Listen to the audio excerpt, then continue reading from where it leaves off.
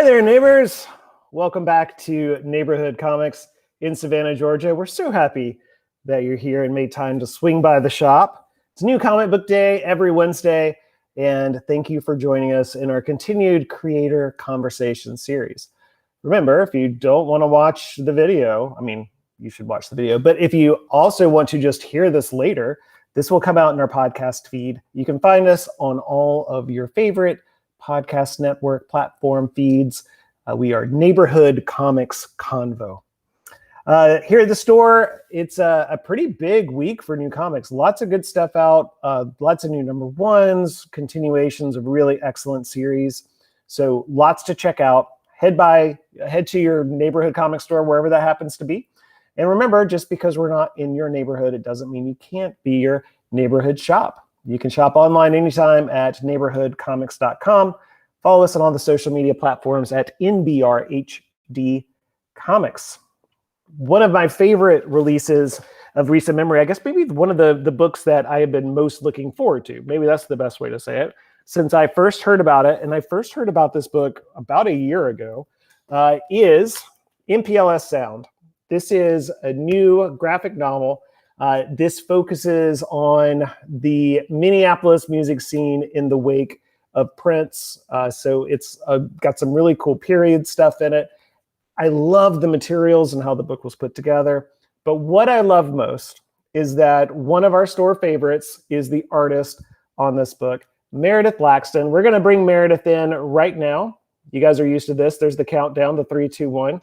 And there's Meredith. Hey, what's up? Hi, thank you for having me. Oh my gosh, I'm so glad to see you, and I'm so happy to talk about this. I mean, this is something that I first heard about from you probably when we had our little mini-con here. That would have been in March of 2020, right as everything was going to a handbasketville. We were right on the wake of everything like that. And I remember just hearing like a couple of buzzwords that were enough to get me excited. And that was Prince and music, and it was going to be like a fully realized piece and a story. So congratulations.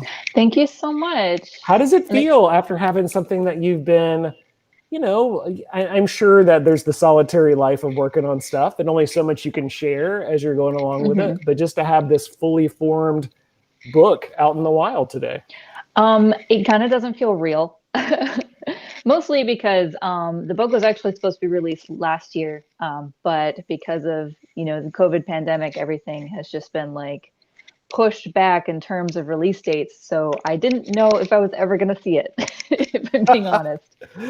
Did you have any idea about in terms of how the put together, the actual materials of the book was going to be like until you actually held it in your hand in terms of finish? And yeah, I did get to see occasional pages while my colorist and good friend Tanshu was submitting pages for review. And then before we set everything up to the printer, I got to look at like a full PDF spread.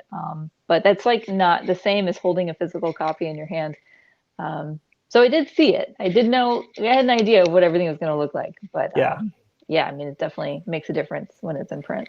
And two, I think you've got to feel good that Humanoids and through their Life Drawn, I guess, imprint is what this is as part of for the larger Humanoids publishing piece, is that when you back a project, like when you are putting something out there, the cost of materials like plays into what your investment is, and they spent some money on your book, friend. Like this is with the yeah, that Jen Bartel cover is so good. I remember when I first saw the cover, I was like, well, at least people will buy it because Jen Bartel did the cover. And Jen is rad. I've told this story to a lot of people, but at the beginning of the pandemic, we got a box from Jen of just stuff that she would take to cons and prints and pins and whatever. It was like, hey, I'm not going anywhere, so I'm sending stuff to comic book shops. Sell this, I'm glad you're around. And I was like, okay, that's pretty cool. That's awesome. And it's that kind of outreach from artists, whether you actually know them, like I've had the chance to get to know you here in the store and in Savannah, or if it is just that kind of tangential relationship, even if it's just Twitter DMs or whatever, that make me as a shop owner, little pro tip to everybody out there watching, it makes me want to buy your books more because I'm like, oh, that person is a solid, you know? So yeah, good business. And you actually went out and picked up a physical copy yourself in a store today. Yes, I did. What was that like, walking in and seeing it on the shelf? And so little backstory, I'm out of town helping my mother with some things right now. And I called a shop in Raleigh, where I'm currently, to see if they were going to have them. And I asked them to hold a copy for me. So like I just walked up to the front and I was like, hey, you got that book for me? And they're like, oh yeah, sure. And then I ended up buying a couple other books too, because like you can't just go to a comic book shop and buy one book. And then my mom also bought a book. So we bought 2 copies of MPLS Sound and 2 other graphic novels. And my mom came with me too. Like that was really sweet too. She like Moms really are the wanted best. to. Yeah. I love my mom. She cracks me up. But it was like I said, it did kind of feel a little surreal. Like it was almost just like buying a book that I was excited for, and not necessarily because it was mine. It was just like, oh yeah, I've been waiting for this book to come out. I'm so excited to read it, even though like I drew it. Yeah. And I'm sure just during this, hopefully we're on the end of all this weirdness we've all been dealing with. But the idea that at some point before too long, hopefully, you'll get to see people in person, whether at cons or at stores doing signings or whatever, and get to kind of hear that feedback and get to meet people who have enjoyed it. Have you started to get any of that just online? I know it's only today, but like that sort of thing kind of filtering through a little bit? Yeah, I have a little bit. There's been some pretty good feedback from people who really like the book and are excited about it. I did see one comment where someone was upset because we changed the name of one of the very popular locations in Minneapolis, but that's not the case at all, because before 1981, this location was named something else, and we're trying to be historically accurate. So, like, I chimed in and I was like, "Well, actually," like as if I know everything, and I like put a little article, and I was like, "There you go, a little information for you." But so far, the reception's been pretty good. Weird, a comic book fan and a music pedant who just wanted to correct somebody on the internet. So weird. I can't imagine that. Who would do that? Nobody I know personally. When you first were telling me about the book, I kind of, you just hear a couple of words, and one of those words is Prince. And I'm like, oh, is this going to be like a license? Because, this was after Prince had already passed. We didn't really know quite at that time what his estate was going to be doing with unreleased music. We're starting to see a lot of that now. And I was like, oh, is that something to some degree? Do you even have to have licensed or have to have buy-in? Obviously, it probably gives you some additional cachet. But when I got the book, it's not a book about Prince. It's a book in which Prince exists and is a force. And there may be a character who looks a lot like him, who has a nice little discussion about names. but was that, for the character design and everything you're looking at? Tell me a little bit about, in terms of your research side of it, as you're doing these super fun 80s costumes and just streetwear and all of that. What were you looking to? Well, the costumes definitely were a huge drive in the research that I did. And I looked at like Prince and the Revolution and like controversy era and like his whole like flamboyant style. And that's also kind of something I wanted to perpetuate just in the aesthetics of the book, especially in the on-stage performance scenes.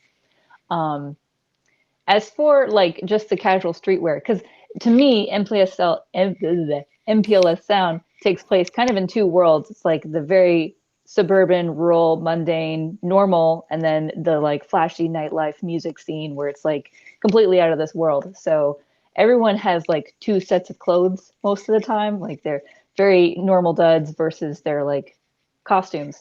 And I actually got a lot of inspiration from looking at old photographs of my dad and his family from like the 70s and 80s. And that was a trip, because I definitely found a picture of my dad in a crop top, and I was not expecting that. Some pictures probably aren't meant to be dug up, but no, I'm going to hold on to it forever. That's amazing. As you're talking about that, probably for me, just being I'm not a I love Prince. I own all of the main release records, and I had the chance to see him live, but I'm not a Prince expert. I'm not going to pretend to be one of those people.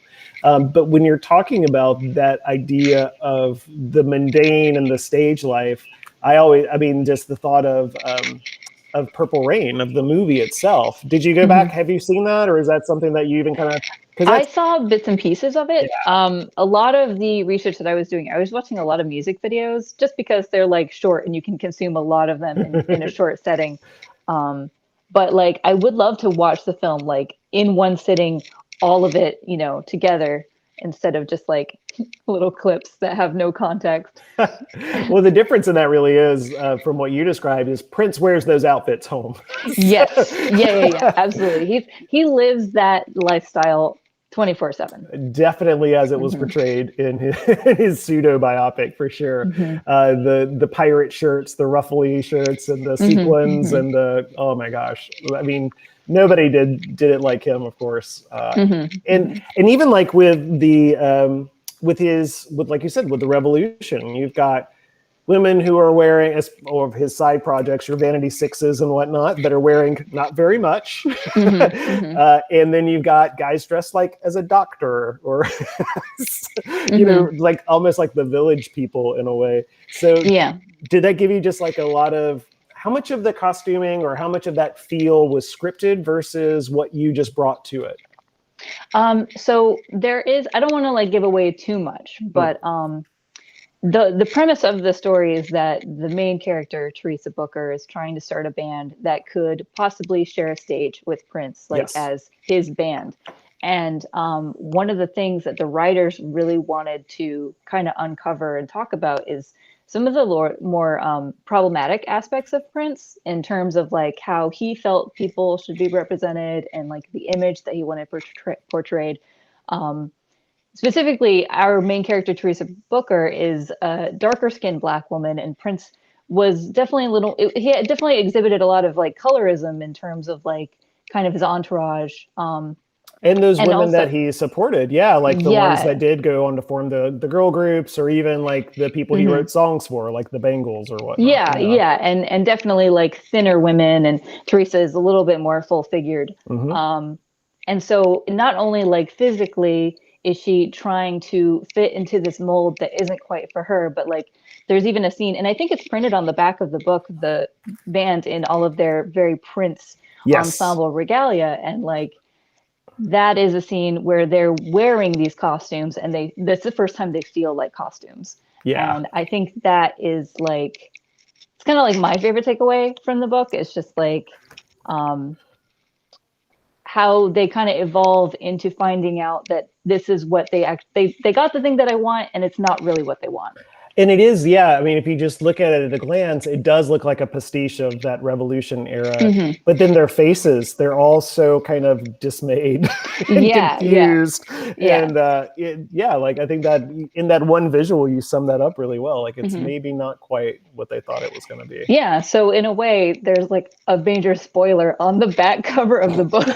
And I'm just not realizing that, like, ooh, maybe should they have put that there?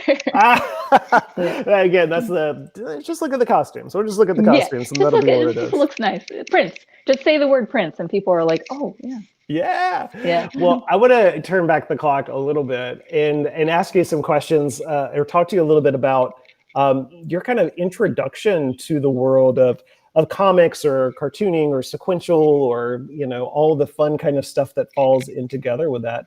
Do you remember the first time that you saw something that you connected with, you know, something as being a cartoon or a comic, or even if it was an actual printed comic book or graphic novel? Do you have something like that?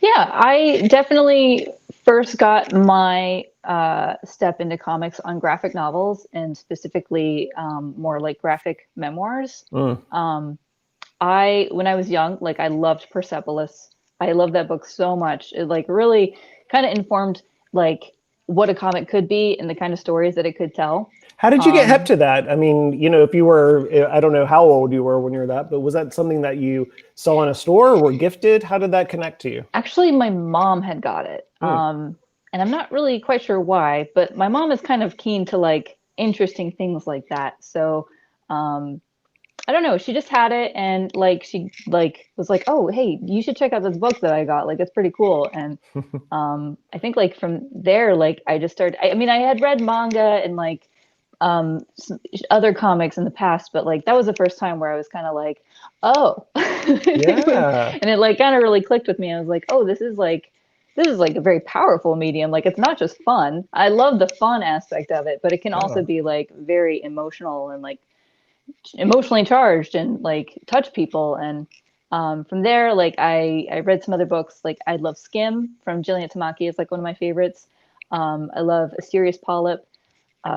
Like, I mean, I love comics. I love this. I love this. You know, Mhm. I get a lot of, oh, well, you know, it was the Sunday comics, you know, or Mhm. it was even like if it was like watching Dragon Ball or something like that, you know, they just kind of Oh informed that yeah. idea of these kinds of images, you know, Hmm. representing real things in a kind of a simplified or a fantastical way. But man, you just off the deep end. Yeah. Like, Well, I had always wanted to do art for a yeah. long time, and I was actually originally, and I read manga and I watched anime and I played video games, and originally I wanted to do video game design and concept art and even like book illustration for tabletop games. Like that's kind of where I was like really excited, and I kind of started honing my skills in that direction.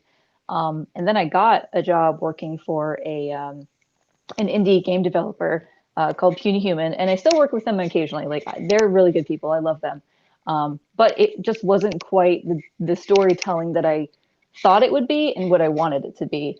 And I had a friend who had gone to SCAD and was like, "Oh, you know, they have a sequential art department. Like they do like comics and stuff." And I was like, "What?" So, yeah. Yeah, and so that is that brought you to Savannah. That brought you to the Hmm. Savannah campus for that. And Yeah. who were some of your professors when you were here? Oh man. John Lowe, Yeah. who is iconic. Like you can hear him from 2 miles away.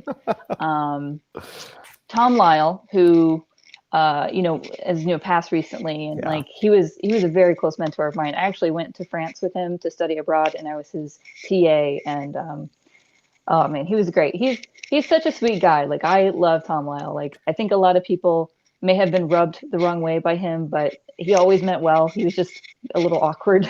Oh, it's just um, personality. You know, I wish that I would have been able to spend more time with him, but he made it a mhm, point to come into the store when we opened.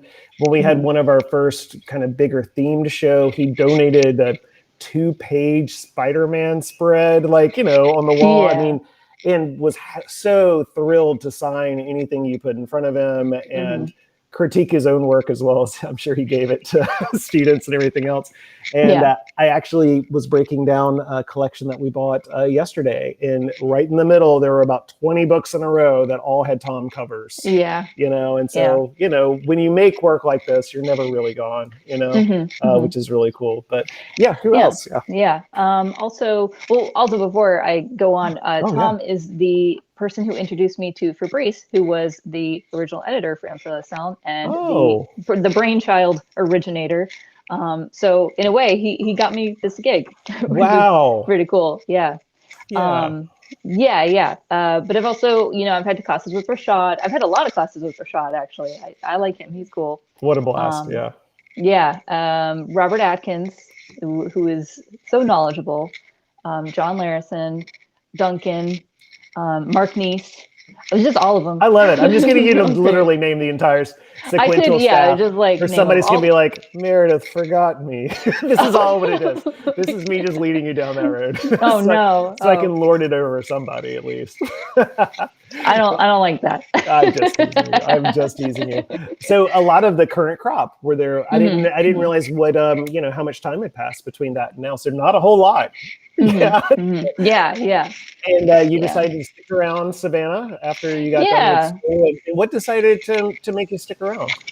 I just didn't really know where else to go. Sure, that's fair. But I love Savannah, and it's very affordable to live there. And um, I had friends there that were still, and I still have friends there. And like, Yeah. Yeah, Why it's leave? nice. I Yeah. wasn't trying to make you leave. I was just Yeah, yeah. I was saying. I don't know if it's my forever home, but for now, it's pretty good. Good. That's great. Um, Before working on MPLS Sound, I know that you did some self-published work. You were, definitely made yourself around to going to cons, to showing your work, to kind of expanding that base. And interesting fun fact, out of all of the people I've had do these creator conversations so far, you are the only one that I have a piece of artwork from in my house. Because my Wow. daughter bought your Beetlejuice and Lydia print at one of our events, and that's still up in her room. So Oh, there you that's go. awesome. Yeah, big thumbs up to Meredith on her work there Yo, for thank breaking you so through. much. Yeah, of course, she loves it. And so as you were, you did school. I know at SCAD they give you a lot of tips and background of how to break in. What you need to do to actually work in the industry. It's obviously in their best interest to have their students go on to do the work. And as a part of that, when you first found yourself getting out there, what do you feel like were the things that were most beneficial to like expanding your network and meeting more people? Because ultimately, it's the people that who are able to call you and make those connections. So what early on did you feel like were really helpful for you in meeting more industry people or just exposing your work to people who could help you out? Yeah. So actually, I think the person who gave me the best advice, who is now currently a professor, is Danny Chuatico. We were students together, and they did a workshop on Twitter and the importance of Twitter and like social media in general, and like that's exactly what you said. Is like it is about who you know, and all the editors are on Twitter. So like, that's really where you need to like start promoting yourself. And Robert Atkins also, he taught a class on self-promotion, and I think that was like the most helpful in terms of like how to kind of package myself in terms of like branding and stuff. And I had gone to design school as an undergrad at NC State, and that was also some things that I had in my back pocket as well. But like Robert Atkins takes that and puts it into context in terms of like comics, and I thought that was like the best class. Like it's like you can draw good, but like you also have to be able to speak for yourself, and I think that is a struggle in a lot of talented artists is they don't know how to speak for their artwork and network. Well, Danny's a rock star, so thanks for dropping their name in Yeah, here. Danny's great. And Robert, speaking of self-promotion, told a great story a couple of weeks ago on this show about crashing Comic-Con parties and like just walking, feeling like he was in a group and finding the famous artist there and just standing next to them. Yeah.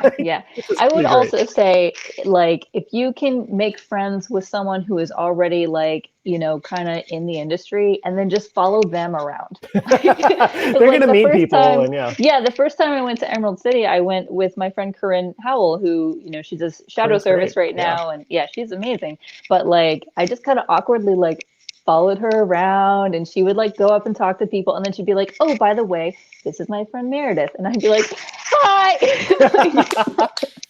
Can I have a job? Absolutely. It's putting yourself, and you're right. I think by nature of the work, there's a lot of solitary time that goes into producing. And even if you don't start out as being introverted or whatever, by the time you spend enough time in a room by yourself and your thoughts and your pad or your tablet and whatever you're working with, then you kind of start to lose some of that, or your levels change. You as a person just change and grow. And so being able to continue to promote yourself and put yourself out there, that's really interesting about your design background too, because, I know that you do t-shirt designs, you've got a great TeePublic store, you've done enamels and stuff like that. And you do have like a really strong design aesthetic, not just about, storytelling, but in terms of how to create like a singular image that somebody could walk away and kind of take with them. How do you balance those two sides, the kind of designery side with the piece of it that, okay, I need to leave somebody with a splash to take away, or I need to lead somebody through a whole thing. Do you Mm-hmm. ever find the need to like, kind of do more of one than the other when the job calls for it? It is a challenge that I'm still trying to find a balance with these two different like principles of art. Because like I said, my undergrad was in design, and I even did like motion graphics and animation and like very like corporate kind of things. And I've done UI design and logos, and I can do all those things. And I think I have kind of gained like a certain level of crispiness from those things. I love that word. Yeah. Yeah, that's the best way I know how to describe it, is like I feel like I can make things crisp and contained, but I also feel that has limited me in some aspects in terms of like more traditional art and like trying to be an illustrator, and especially like in comics, like drawing scenes and placing characters in space and making a room feel livable, when in my brain I'm like, no, simplify it, make it graphic and easy to read. And it is very challenging, and it's something that I'm still trying to work out internally. Yeah. Process, it's always, it's always a learning process. Yeah. The process is a process. If Mm-hmm. you're just joining us, I'm talking to Meredith Laxton. Meredith is the artist on MPLS Sound, new from Humanoids, out today. You can pick it up. There's a link that just dropped in the comments here. So if you're interested in picking up a copy for yourself, you can do that online, stop in here to the store, or your favorite local comic book or regular bookstore, any place. So out this week, super exciting. Takes place in Minneapolis, in the world influenced by Prince. What were you listening to while you were drawing MPLS Sound? Do you listen to music while you work? I mean, yeah. Yes. So I listen to music. I also listen to a lot of podcasts when I want to feel like there's people in the room and I'm not by myself. But I listen to a lot of Prince, of course, but I also started listening to a lot of Parliament. And I had listened to George Clinton in the past, and like when I was a kid, I was like obsessed with Atomic Dog for some reason. But I hadn't like gone really deep into it. So I definitely like kind of expanded my musical vocabulary in terms of like older funk. I listened to a lot of Lips Inc. Yeah. Who else? Someone else. Vanity. Yeah. And that's music that you already had an affinity for. I mean, of course, Atomic Dog, who doesn't love that?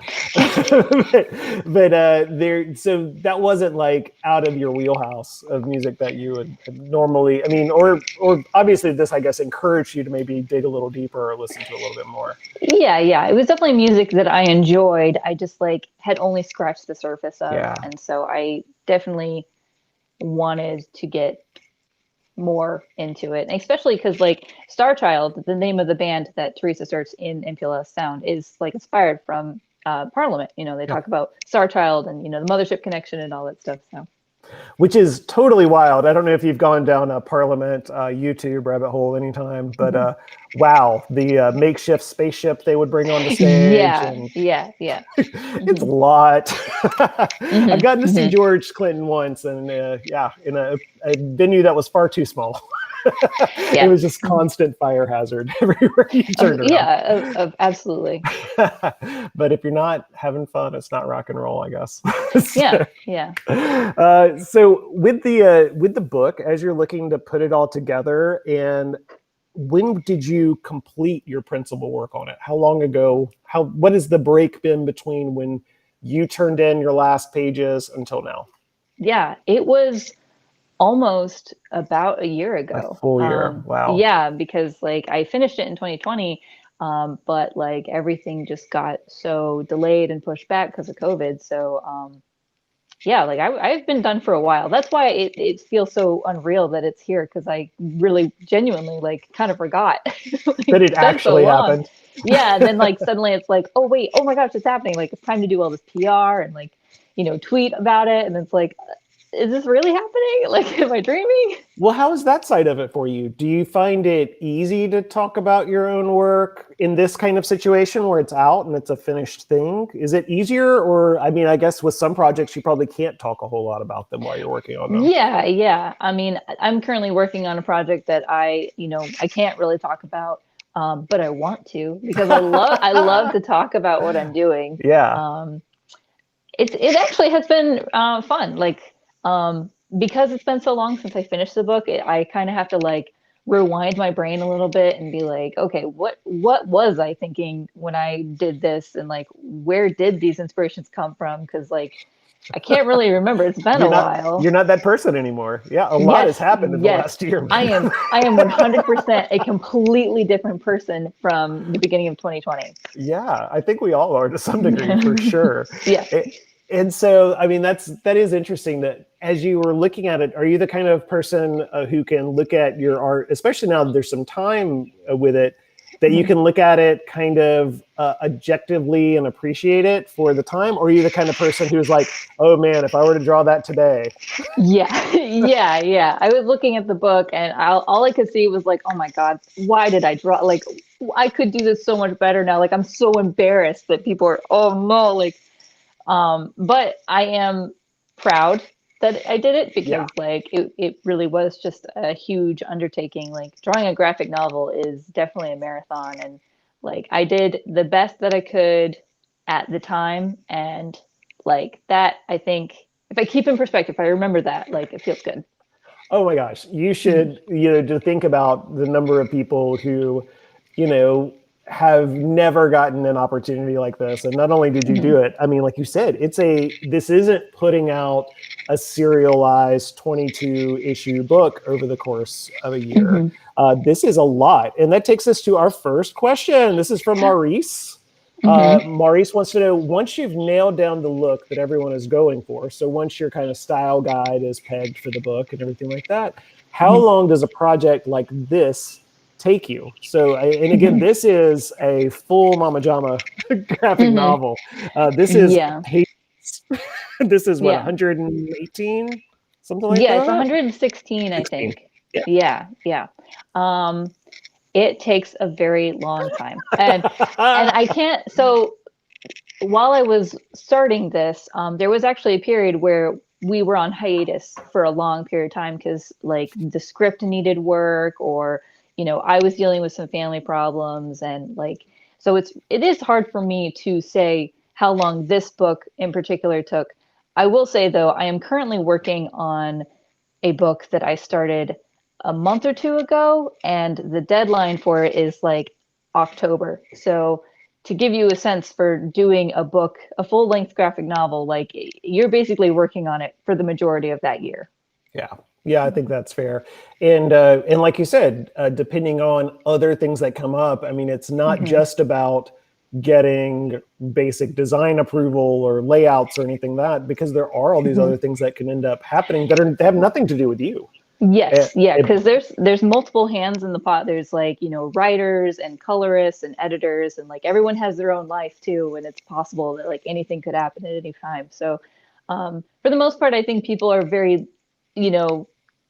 lenient about deadlines and stuff. But yeah, I mean, it is kind of, I mean, who knows? Like, who knows what could happen? We had like a global pandemic, like, anything could really happen. But yeah, if I had to answer truthfully, I would say if you're doing a graphic novel that is, less than 150 pages, like, that's probably the only thing you're going to work on that year. Yeah, no, I think that's totally fair. Unless you're, I'm going to throw Robert under the bus and work at 2/3 scale so you can do more pages. Oh my God. Yeah. But for his most recent run, he did not do that. And that was a beast. It was a bear, I'm sure, for all those G.I. Joe pages. Yeah. So we're talking about the book. We're talking about MPLS Sound. We're talking about this idea of the amount of time and effort and heart and soul and all these external things that can go in it. What did you find as you were working through this process, purely from your role as an artist? Was there anything that sticks out as something that was like a particular hurdle you had to work through, a specific piece of telling the story, or choosing how to, set a certain scene or display a certain character? Was there anything like that kind of sticks out as a rough edge you had to smooth down? Yeah. So I actually experienced this with a couple books that I worked on in the past year or so. At the beginning of working on this book, my dad got very sick and he passed away not even a half a year after he was diagnosed. And I found that I have been asked to draw a lot of books with like dad issues in them. And Oh, there have wow. been times where I'm like drawing and I'm like, I need to take a break Yeah. Oh emotionally. my And gosh. um, Yeah. that's one thing that I really admire about Teresa in the main story is like she also kind of has like a tumultuous relationship with her father. And that is something that like the book kind of goes into. And even though like those scenes with me and my dad were kind of fresh in my mind, it was like very easy for me to like translate it to the page, but it was also like challenging because Yeah. No. it's like, oh man, I And don't that's know. such an interesting, insight too, because I'm Mhm. sitting here thinking about like, how do you show a practice space and you need to do X, Y, and Z, and like you've Mhm. got like actual things that you're working through as you Mhm. work in a much Yeah. more Yeah. real human way. Uh, Yeah. but speaking about those rehearsal scenes, are you tired of drawing guitars yet, or? Oh man. I hope that people pick up the book and say like, wow, these are some good guitars. They are, they Yeah. really are. Yeah. I'm like, I okay, think that's that's the a best part of the book is the guitars. CBS um, era Fender Stratocaster. Come on, we yeah, can yeah. we can work through this. So yeah, so the best thing about the internet and technology nowadays is like you can find a reference for anything. And I ended up using SketchUp a lot to Yeah. find models of different instruments and stuff and like rotating them in space and like taking screenshots. So I had like, multiple angles and stuff. So like if anything, I know that the instruments look good. Well, that is a huge pro tip too. And I think Mhm. especially a lot of young artists get this kind of idea in their head of they need to just fight the man until it's the thing, Mhm, mhm. But you had a deadline, you have a book. Yeah, And yeah. when you've got grown up responsibilities, you Mhm. draw the book and you're not going to find like the perfect reference. It's going to take you forever digging through things Yeah. to find that one reference. So Mhm. being able to resource the 3D models that people have Yeah. spent they're there. Use the tools, Yeah, kids. it's not cheating. Like if you're using tools and you're using them, in the most efficient way, like it's not cheating. Like And is this book all digital for you? yes. Yeah, Yeah, I did the entire book digitally. awesome. And are you regretting not having original pages to sell right now? I actually had somebody message me today on Twitter and ask if I had original pages to sell, and I was like, "Oh man." It's a real thing, and Mhm. I bring it up just because that is. I totally get it. You've got to work in the way that's best for you and everything else. But for a lot of artists, that being able to sell those pages is a nice little extra check at the end of Yeah, the day. yeah. I just like so I during one of the hiatuses of MPLS Sound, I got to do a single issue of The Crow, and I was like, well, this That's is right. short. It's Yeah. only like 22 pages. Like I can do this traditionally. So if I ever get like these one shots, I definitely will like to work traditionally again. I just like I can't imagine having a stack this high 118. at like 118, 100. I have 16. a Yeah. yeah, I have a pitch right now for a graphic novel that could potentially be 200 pages, and I'm like, can I just like draw all of that? I You got to want find to, a yeah, sweet medium to be like, okay, every splash page. yeah, exactly. That's the thing about like selling original comic pages too, is not every page is like a Golden. showstopper. So No. it's like you could draw 200 pages, but like maybe only 15 of them are like those really cool action pages that people want to buy. And it's so sad that kind of the industry name for those pages is story pages. Like, you Hmm. would think like as a storyteller, every page is a story page, Yeah, but yeah. like it'll be marked like, in a in a file of a collector just story page, and it's 1/10 of the price of the next page in the story, which is next level insane.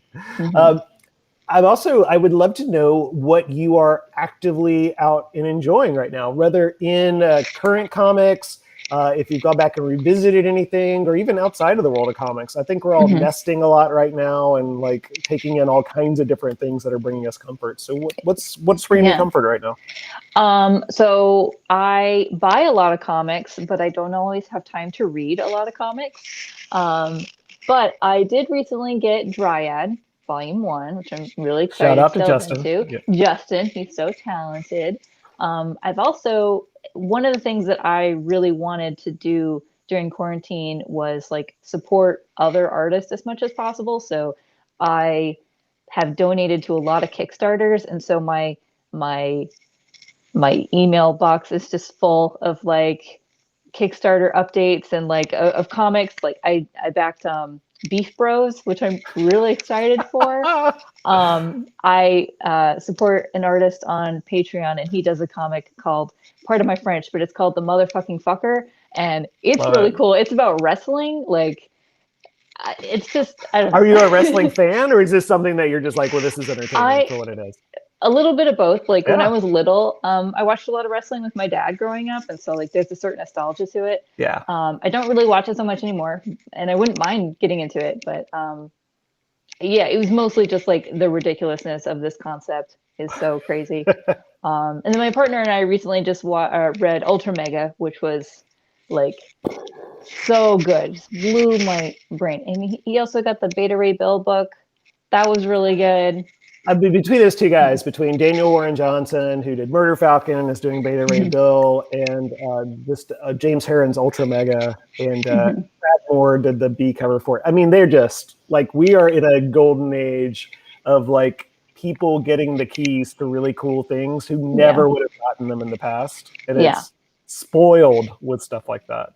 If there was a kind of a franchisey thing that you could just pick to do, is there like something that's a pre-existing kind of property that you're like, oh, if they would let me do that, that would be amazing? Oh man, I'm actually not sure. I bet like I probably could have answered this question like a year or so ago. Yeah. Now you're too busy. Now I don't know anything. I just do what people tell me to draw. That is so funny.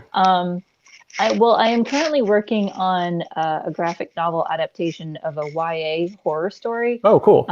And like, I'm really enjoying that. So anything that has like spooky stuff. And that's something that was already a prose novel that they've decided to. Yes, awesome. It was. I don't know if I can talk about it. No. The publisher hasn't released anything, but I'm really enjoying that. So like any kind of IP that is like kind of eerie and spooky, and you know, I don't know, got kids on bicycles. that's the thing, man. There's some kids on bicycles in it. It's kind of got some Stranger Thing vibe. You know, that stuff is getting kind of popular now, I guess. Well, there's a really interesting, because there's that 80s nostalgia piece to it, which is like, you know, your E.T. kind of thing, or you've got, it was just an era when kids were like unsupervised and like in the streets. Exactly. You can tell this book was written in the 80s because like no one's watching these kids. Well, it is weird how that nostalgia has like resurfaced with things like, I mean, Stranger Things is set there, or, you know, Paper Girls, or Alienated, like some of the newer stories too that are in this world where kids just roam free and do whatever they want. And you know, my kid's 14, and she like has this same weird 80s nostalgia, and I'm like, where does this come from? Yeah, I think like it puts kids in a position of power, and it makes them kind of the leaders of their own stories. And I think that's why it's popular, and like, you know, people kind of attach themselves to it. Whether or not it's like safe for kids to have this mentality nowadays, I wish that, you know, it was fine, but the world is such a scary place, and I love true crime, so obviously like my brain always goes to like the worst possible scenarios, like don't go outside, you'll get murdered. Yeah, exactly. So I guess there's a fantasy element to it too with today's kids. Yeah. Like I'd never be allowed to do that, and a lot of them, quite honestly, don't want to, Yeah. because they're just as into true crime as you are. Yeah. We got access to all that stuff now, which is just insane. Mhm. So during this past year, is there one thing that you have kind of found to be like the one thing you could never do without? You know, we've all been kind of more homebound and more insular. And is there Mhm. just like the one thing you thought, or it doesn't have to be the one thing, but is there a thing during this last year you're like, wow, that is the thing that is keeping me sane, or has, you know, again, really just like, I'm good because that's here.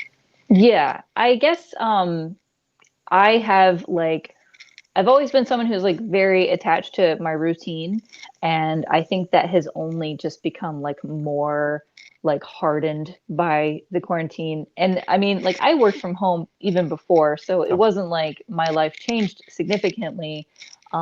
But like being able to wake up and have like the discipline to kind of do the same steps every day, and like some people might find that horrible, like, oh God, you eat the same breakfast every day. That's awful.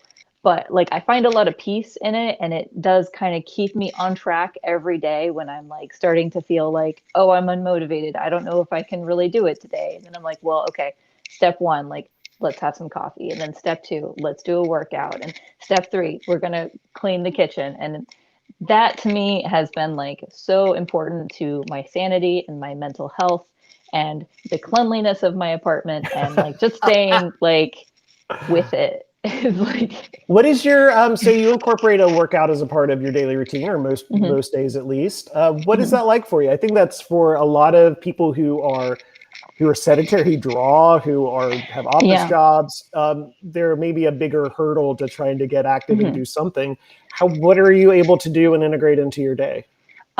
So I'll just preface by saying how important it is. Like last year, I had to go to physical therapy because I was having like severe hip pain. Like even now, my legs like crack like porcelain. Um, but like I started doing physical therapy, and like that's kind of like I had done a little bit of workout like every once in a while, but that is really what set in motion. Is like, oh, I need to do this every day. Hmm. And I noticed that if I don't do it, like even by the end of the day, like my back hurts and my hips hurt, and like I just feel awful. So what I do is I put on like a workout video on YouTube, and I just like work out in my room. Yeah, Yeah, like because I don't really want to go to a gym, and like even even though things even are kind of before. like lessening, yeah, even before I didn't want to do that, but like it's just so much nicer to just like sweat it out in my room. Like my cat hangs out with me sometimes. Like it's super chill. I love it. And I kind of alternate between doing like, you know, some like more yoga-esque like stretching and like kind of meditative stuff, and then more like high intensity interval training, sweaty, nasty stuff. And About how much like time do you try to block off? um, at least 30 minutes. Yeah. So like 30 minutes to an hour is like perfect. Yeah, that's good. And I love to hear Mhm, people talk about, because it is mhm, that sometimes it is really just the getting started. And mhm, then once you can kind of lock yourself in, it mhm, really, and I'm not the one to talk about this because I've fallen out of it actually mhm, during quarantine. There's just been a lot of, what's the point of doing that today? mhm, But I'm really making an effort to get back into it now. And for me, it is that it's stretching, it's like really simple, basic yoga stuff and mhm. mindfulness stuff, and I just physically feel so much better when Yeah, I do it. mhm, Makes a huge absolutely. difference. And that Yeah. goes for not only if you're like at the desk, but if you're on your feet, if you work retail Mhm. or you're a server or a restaurant. I mean, Yeah. like Yeah. having time to move your body in ways it doesn't move during the course of the day, Mhm. just keeps everything a little bit Yeah. looser. Nobody Yeah, wanted to hear me say absolutely. that, No, it's people need to like it's so important. Like I remember I was having like a discussion with some undergrads in a mini comics club, and I was like telling them like you need to work out, like, and I'm not trying to say that you need to Oh lose yeah, weight. I mean, you just no, need to mm-mm. move your body, because like Dove always says that like drawing is a low impact sport, and like I get it. Like everyone who draws all the time will say like, "Oh, I've had like wrist pain and you know tennis elbow and you know all these like pains because what we do is very physically intensive, even though it doesn't look like it.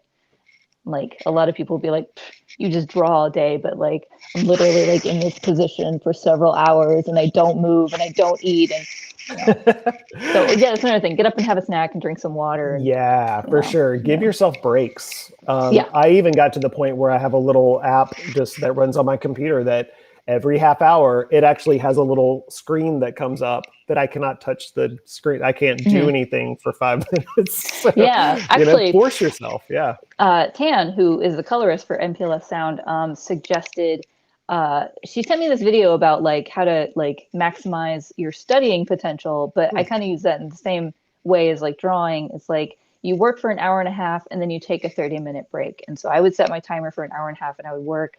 And then for 30 minutes, I would just kind of like get up and stretch and walk around and like do something else and then come back to it. And I would just like chunk up my day in little intervals like that.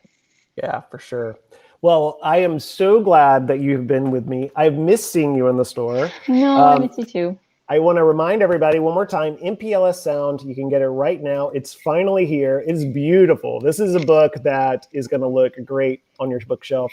When Meredith gets back, we're going to get some signed copies around too. If you get one in the meantime, bring it back. We'll make sure that that happens for you and you get all taken care of. Meredith, what is other than buying the book, what is the best way that people can find out more about what you're working on when you are able to announce things?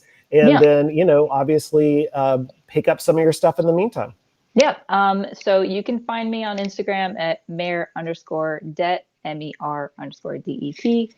On Twitter, I'm Meredith with 2 T's. I also wanted to mention that, I'm working on a book that I can't talk about now, but I recently finished a 4-issue series that's going to start coming out in October, I believe, from Comics Experience, and it's called Charlie Spot. My writer friend George and I just kickstarted the first issue fairly recently. So if you missed out on that, it is going to be coming out in October with covers by Victor Alpi, and they look so good.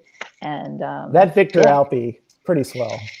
He's great. Yeah, that's awesome. I didn't know Victor was going to be doing that. And Comics Experience, kind of best known as being like a resource for artists and classes and tutorials, but they're just getting into the publishing game, right? This is fairly new for them. Yeah, this is kind of like in their first run of books, I believe.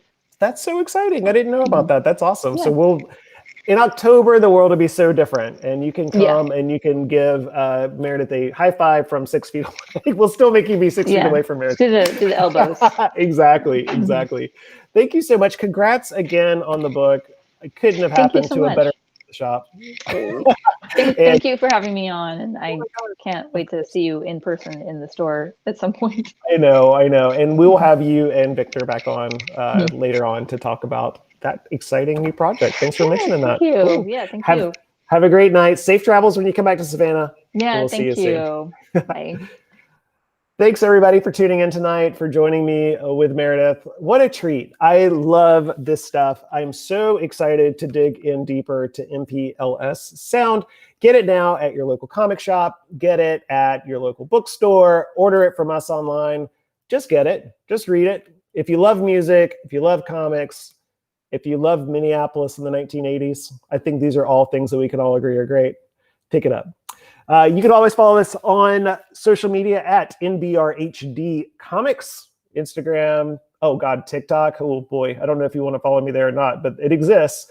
YouTube, Facebook, all that good stuff. Check us out. Thanks so much for joining us. Thanks so much for being here. And we look forward to seeing you soon here in the shop or online. Oh, one last plug. Our Pop Shop Lives are going to be every Tuesday for the foreseeable future.